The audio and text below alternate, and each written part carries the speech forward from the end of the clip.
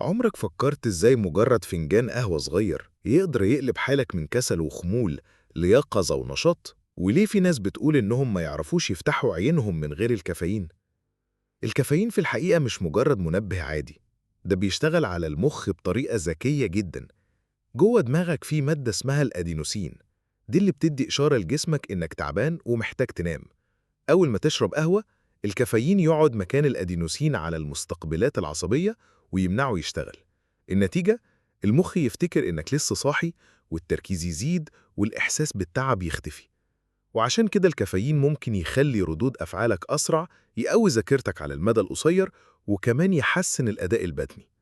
مش بس كده، بعض الدراسات لقت إنه ممكن يقلل من خطر الإصابة بمرض باركنسون وألزهايمر لو اتخذ باعتدال.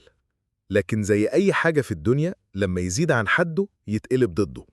لو شربت كافيين زيادة عن اللازم، جسمك يبدأ يشتكي: ضربات قلب سريعة، توتر وقلق، رعشة في الإيدين، صداع، وممكن كمان يخلي تركيزك أسوأ بدل ما يتحسن. وطبعا لو أخدت كافيين بالليل، هنا المشكلة تكبر، لأن تأثيره ممكن يفضل في جسمك من 4 ل 6 ساعات، وأحيانا يوصل ل 8. يعني فنجان قهوة الساعة 7 بالليل ممكن يبوظ لك نومك لحد نص الليل.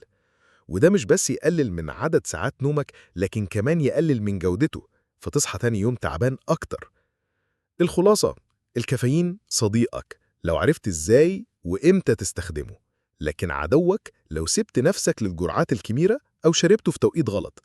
السؤال بقى، أنت شايف نفسك من فريق القهوة اللي بياخدها باعتدال، ولا من الفريق اللي ما ينامش غير وهو فاقد الوعي من كتر الكافيين؟